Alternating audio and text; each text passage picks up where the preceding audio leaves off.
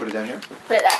Okay. It's record. Does it say recording? It says recording. We're going to get the smashing Joe Strummer color. I want to make sure you have a nice view. As long as I'm not in it. Okay.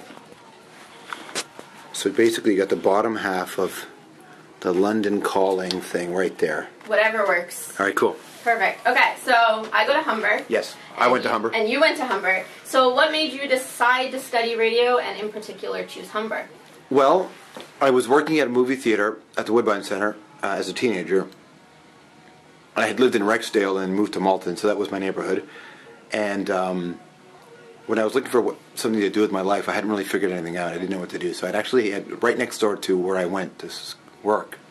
The theater was a Humber College satellite office, and I took a course calendar out because I wanted to get my motorcycle license. So I paid the $213 or whatever it cost at that time to get my motorcycle license, and that was 1989-90, and I was flipping through the course calendar and I saw radio broadcasting. I didn't even know you could take that as a course. I didn't know.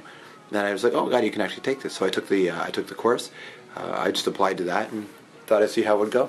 And how did it go? Well, so far so good. I grew up listening to radio and really loving radio, and I knew some of the teachers at Humber. I didn't know them personally, but I knew their names because I'd heard them on the radio. Keith Elshaw, Murray Smith. You know, there was like, I remember the first, Tim McClarty, Joe Andrews. You know, these guys had radio shows, and I could hear them on the radio. Rob Holiday, Jerry Shaman was on in Wingham. So it was guys that were actually working in the business, and it was really nice to learn from people who you had heard before. Yeah, for sure. Okay, so how did you get your first job in radio, and where was it? Well, through Humber, I got an internship in Kelowna. Okay. At a radio station called The Lizard, which I believe now is called Power 104.7 or something. And one of the guys I went to Humber College with was a guy called Barry Davis, who's now in Rogers Sportsnet and The Fan. So Barry, out of college, got a job at The Fan as a technical board op, answering the phones and firing commercial breaks. And The Fan had just launched and were looking for new people. And so Humber got me the internship in Kelowna. Barry told him, well, my friend George, would be an op here. And that's how I got the call, through Barry, through a Humber College connection, and I got the job at The Fan. Okay, so you started out in radio, then you moved to TV, kind of, and now you do like radio and TV. So how did you make that transition? I never really thought about it. Like, I just do what comes naturally. That's the thing, man. I don't generally care what anybody thinks of me, okay, good or bad. It's nice to be liked, to be liked for the right reasons, but I don't overly consider what I'm doing in that sense, right? So I like music, and I like politics, and I like sports, and I like film, so I like all this stuff. Regardless of the medium, I'm doing the same thing. You're just communicating with people and sharing things with people and connecting with people. So radio was so much fun because you could focus on what you were saying as opposed to how you looked and what was the presentation and all that, right? I think sometimes in TV, people do their heads in worrying about the presentation more than the content. And in radio, content was really important, and the way you told the story was important as well, but the story was important. So when I made the transition to television, I was just doing the same thing. I was talking about music and interviewing bands, right? And I also got to TV a little bit later. I was 28 when I got to TV. A lot of people who got on Much Music were 18, 19, 20. Yes. I was way too young to be on TV. Way too young. Unless you're going to have a real infrastructure around them to protect them. And I don't think people really do, because they don't know how to protect young people on TV. It's too hard. That's why we have so many flameouts. If you look at young actors and young, people flame out because you're too young and you get this shit too early, right? So having come from radio and getting to television later in life, I think was good. Okay, so which one do you prefer? I don't know that I prefer either. I think I really feel at home the most late night in a radio booth. Like late night. Super late. Yeah, like doing an overnight show is the greatest feeling in the world. Why is that? Because I feel like everybody in my class wants to be like the morning show person, you know what I mean? So what makes you prefer being the late night person? Most morning show content is inadvertently dumb. Yes.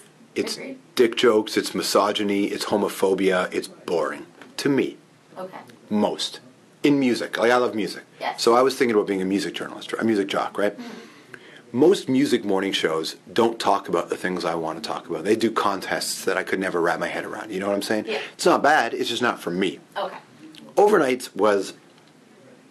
Plus, morning show guys and girls often present themselves in a very showy way.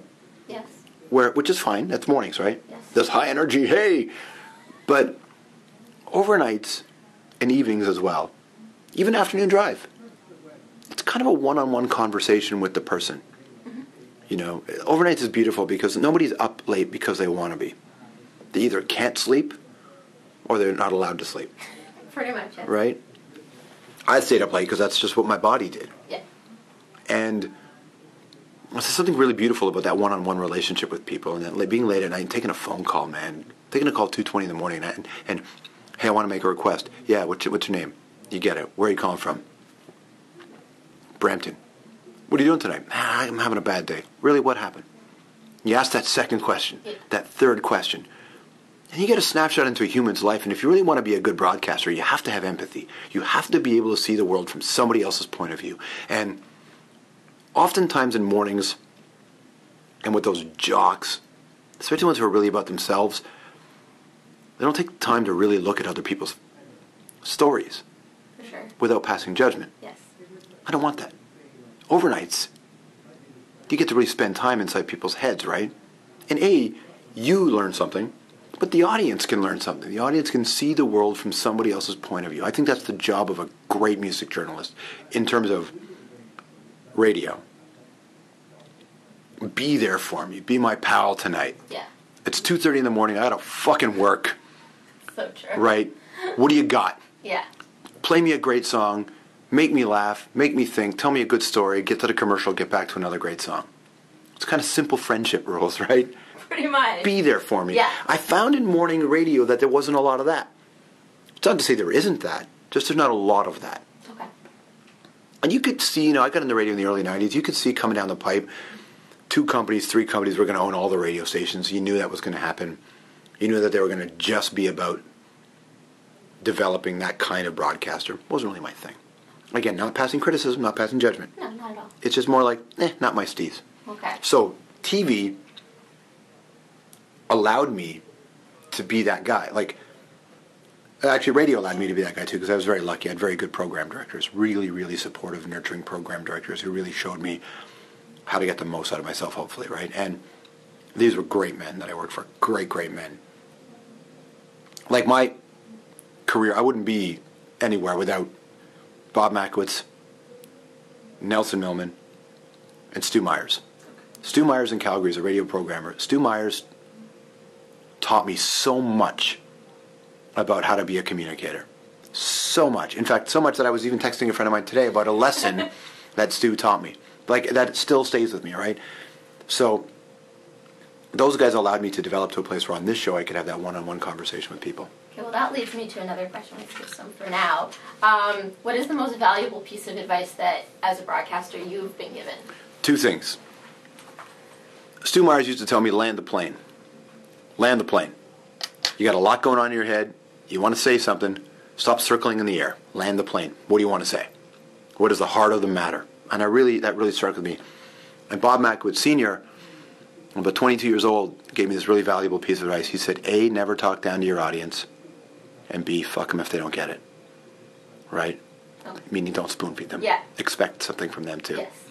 And so I always say this even on our show. I'll meet you halfway, man, but you got to meet me halfway. I'm not spoon feeding you. Go to other networks for that, other shows for that. That is not what we do. I expect you to be a willing participant in this culture, right?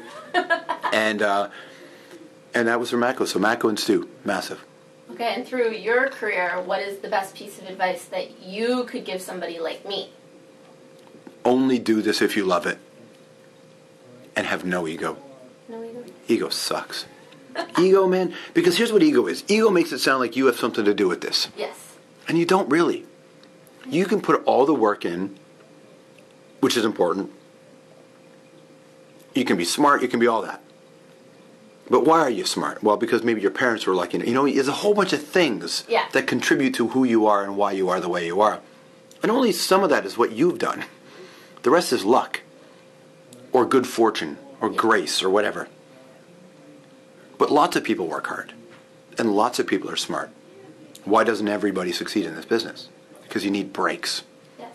And you need to be gracious about the breaks that the universe gives you, or whatever it is that gives you the breaks.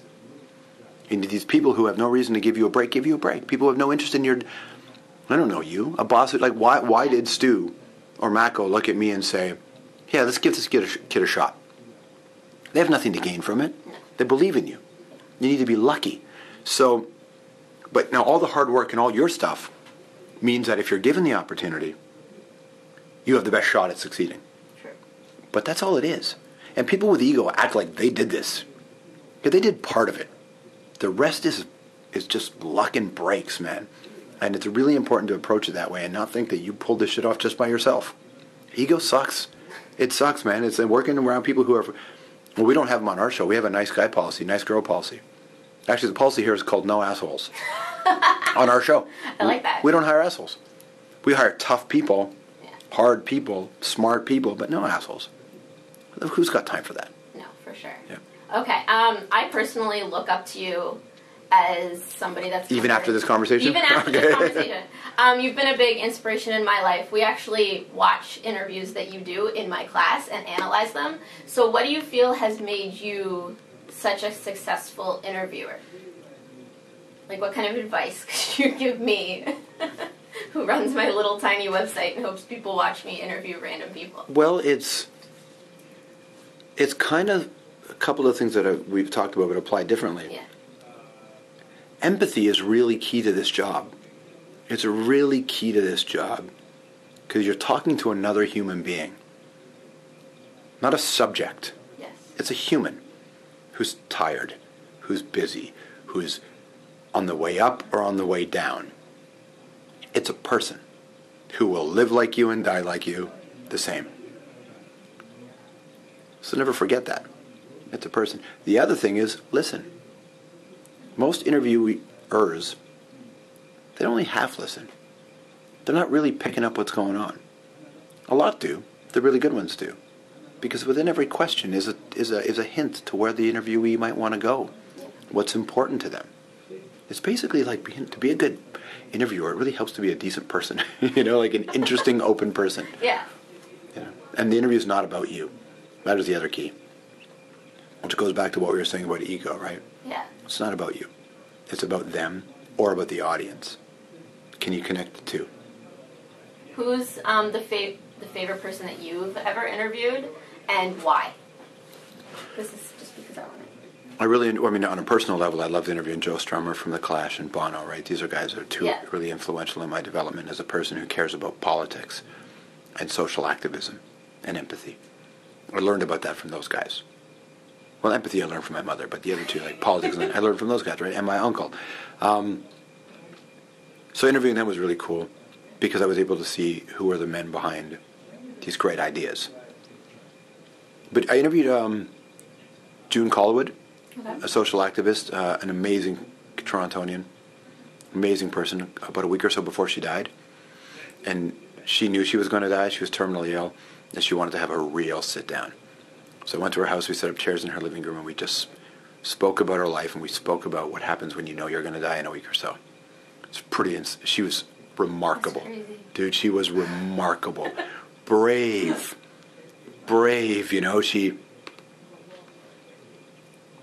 I asked her what comes in her mind, what comes after she dies, and she says nothing, and that's okay.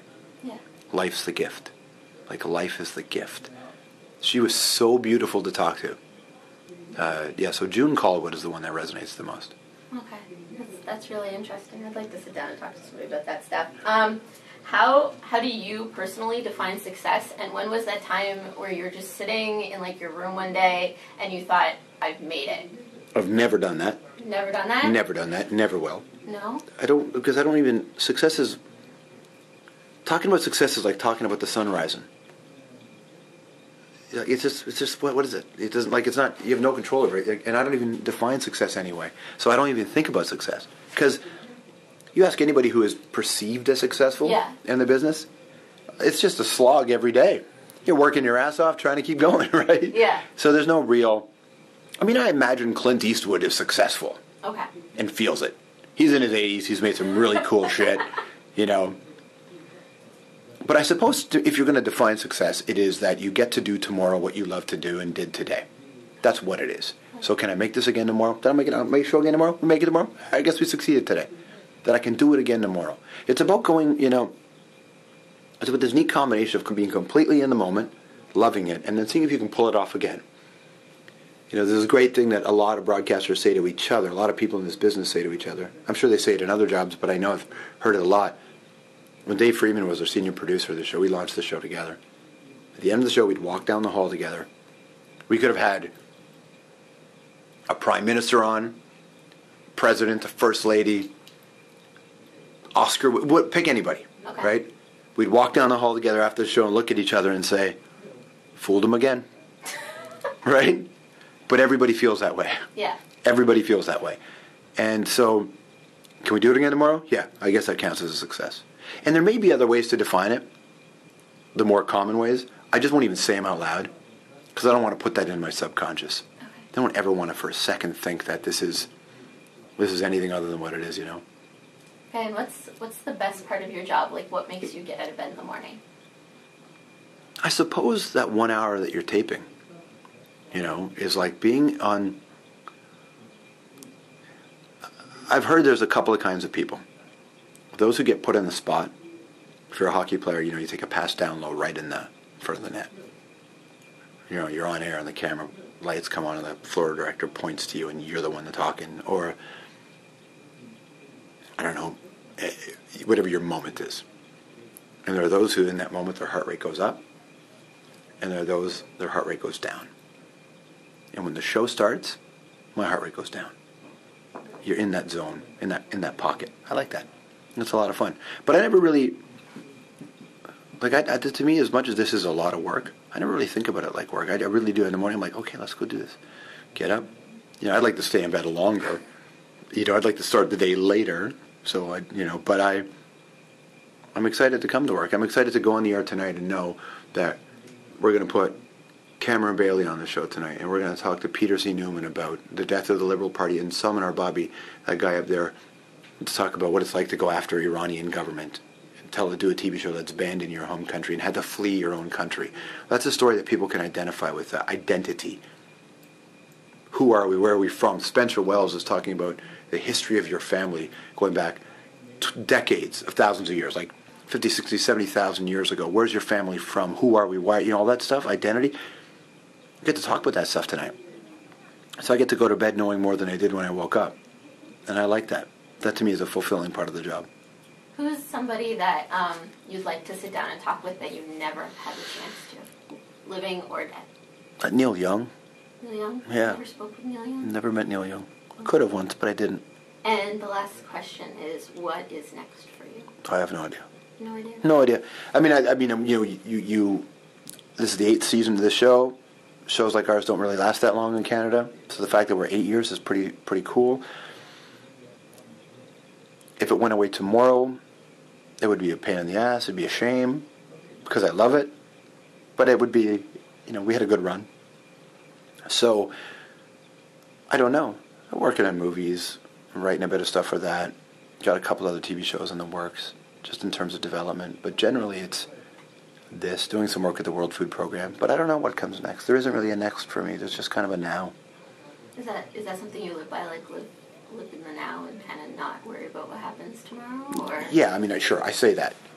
But it's always a process, right? You try to make it work, and you try to live by. And there's days when you go crazy because you're thinking of what's next. But you have to kind of really put the work into not, you know.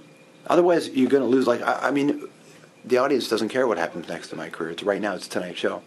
If I can't give that my full attention, then I shouldn't be here in this position. When you have a show like ours on the public broadcaster, it's important you take that really seriously. Yeah. Not yourself, but the job. So I'm aware of what comes next. I talk to, I have a manager and we talk about stuff like that. But we don't really know the answer to it because we keep coming up with the same thing, which is, well, we like what we have. I like this show. As long as the network supports this show, I'll stay with it. Okay. It's basically all the questions I had for you. Cool. Is it right?